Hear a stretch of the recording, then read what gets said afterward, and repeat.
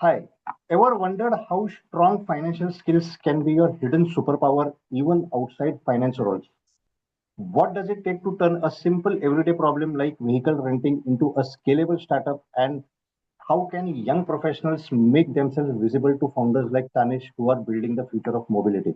Hi all, welcome to Let's Share It from Powered by My Job Factory. I am your host Ajay Alankar, and this is the podcast wherein we are really going to get candid with top industry leaders, HR heads, and CEOs who are working very hard to shape and reshape today's dynamic work environment. Joining with us today is one Mr. Tanish Rodye, who perfectly blends financial expertise with entrepreneurial spirit. Tanish is a CPA and a CMA US certified professional with over 7 years of work experience in financial accounting, corporate finance, costing, performance analytics. But beyond the numbers, he is a founder who's simplifying mobility for everyone. His startup Leazkart makes vehicle renting easy, affordable, and personal, and it is disrupting how we think about shared mobility. So, viewers, if you're a job seeker planning to make your next career move or an employee working very hard to build successful teams, this is the podcast for you.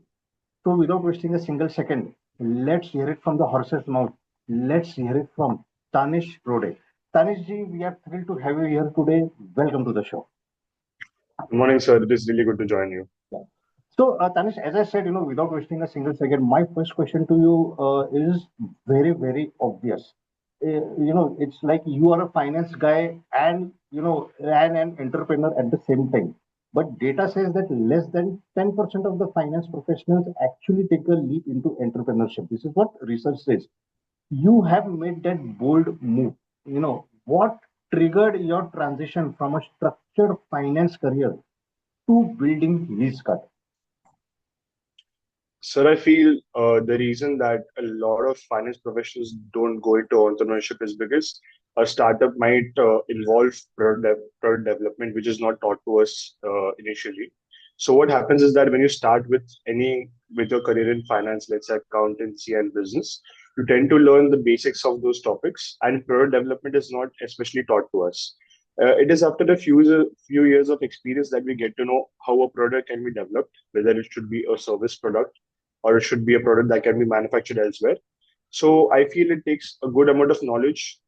That is a few basics that you need to learn about various topics like economics, accountancy, business, and any other topic that is related to business. Post which you can go to product development. Also, I feel that product development also requires you to have a few years of experience to understand what kind of product is suited for the market, kind of product can be created. And after that has been done, you can ultimately think of entrepreneurship because though one may have the fire to start a company or a product, it cannot be done without having a good knowledge about the market, which ultimately I feel comes with a few years of experience in that particular field. Correct. Such a correct and an apt answer. See, Tanish, I have been into the startup ecosystem since 2021, and I have been observing, even including my startup, like startups are facing, there is a list of problems which we are facing, like team building, fundraising, etc. The studies say that 70% of the, almost 60% of the startups struggle with financial management. So, how does your CPA and CMA background has given you an edge while building a business which is beyond traditional finance? So typically, when we went for financing for ourselves, we saw that a lot of venture capitalists or angel investors require you to have a basic MVP, that is the MVP of the product before you go for any funding, right? So I think a lot of founders might have to put their own funds into it before they go for a funding because you need to show something tangible to these investors before you go for anything.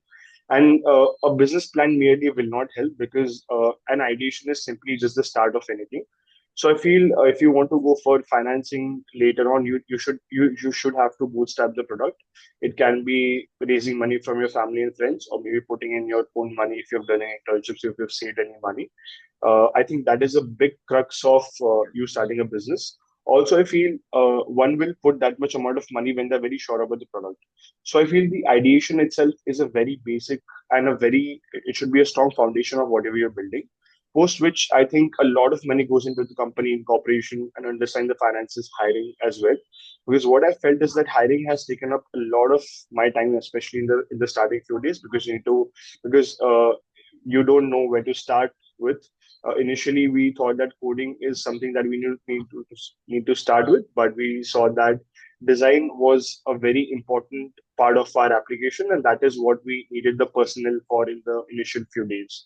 So I feel hiring and financing are the like you said, are the most two important things that need to be handled by any startup in initial few days. Very apt answer. Tanish, I quickly move on to the next question. And that question is, basically on job seekers.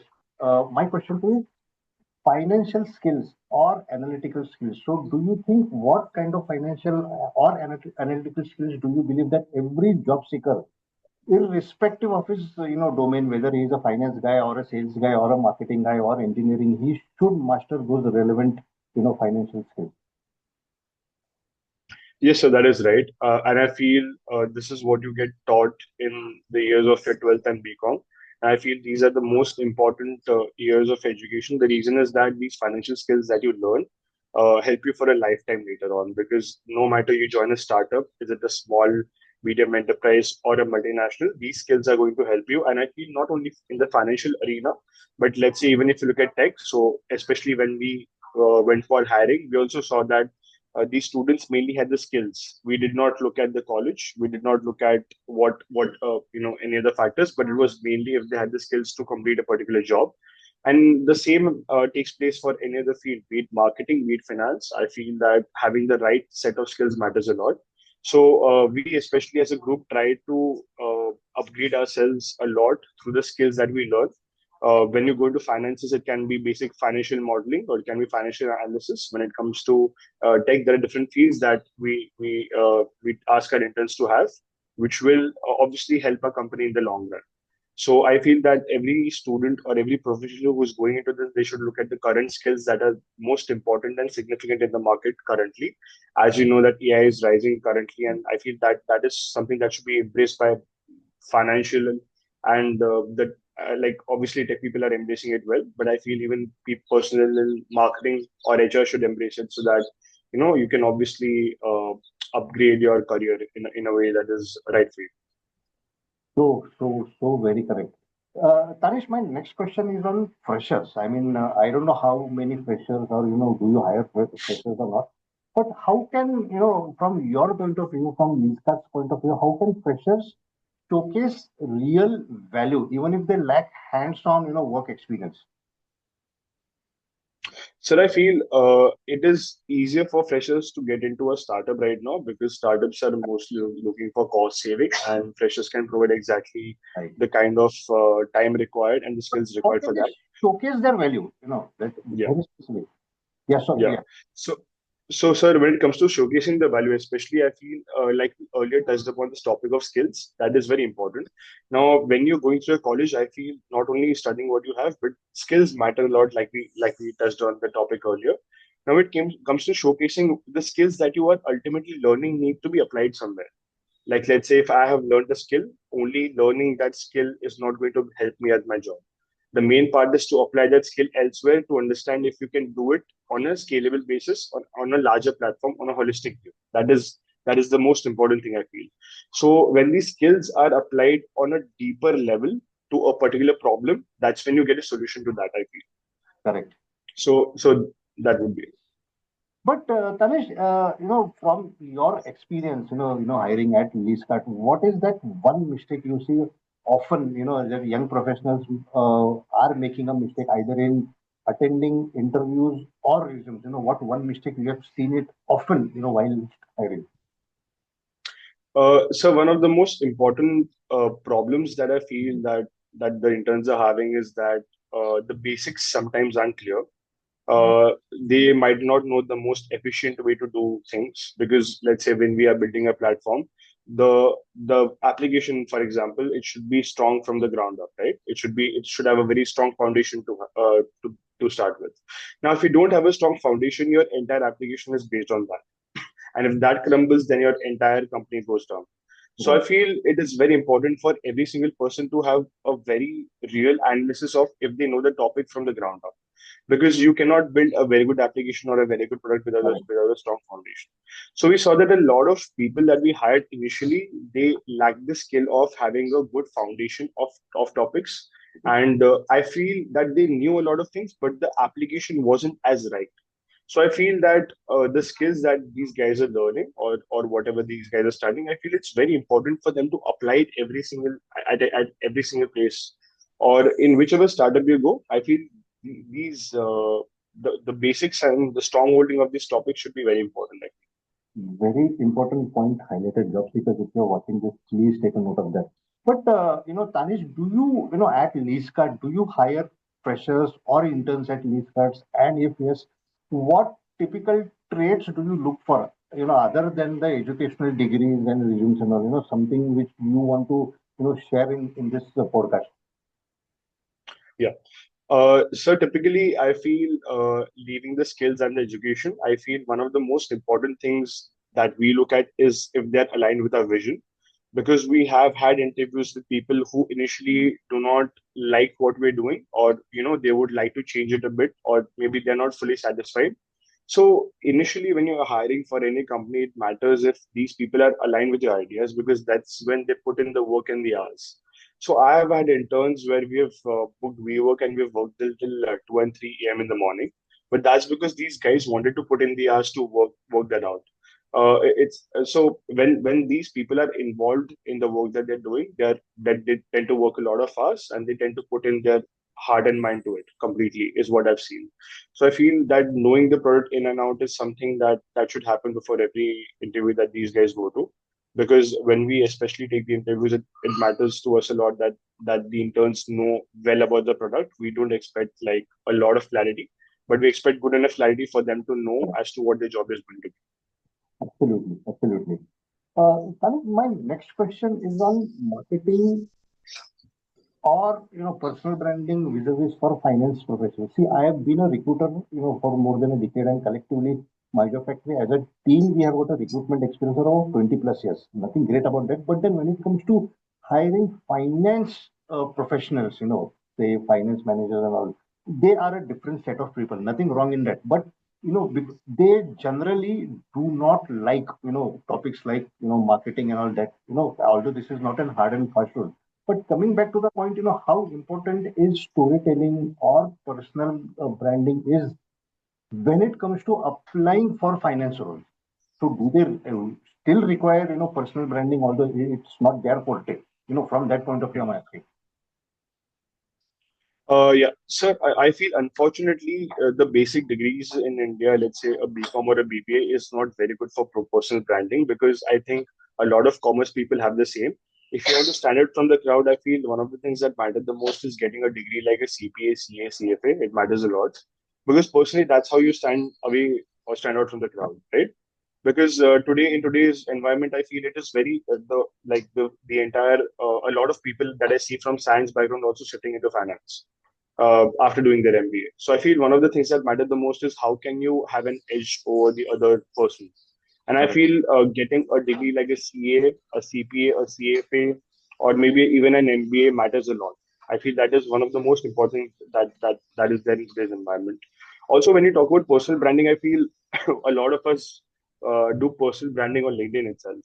So I feel it is very important for one to showcase the knowledge there, not only liking what you have, or not only sharing or reposting one stuff, but what I feel is you can also share your own thoughts as to what you think about the current business environment, because these views of yours not might not matter to a large audience, but I feel they do matter to a few who are really interested into these topics, right?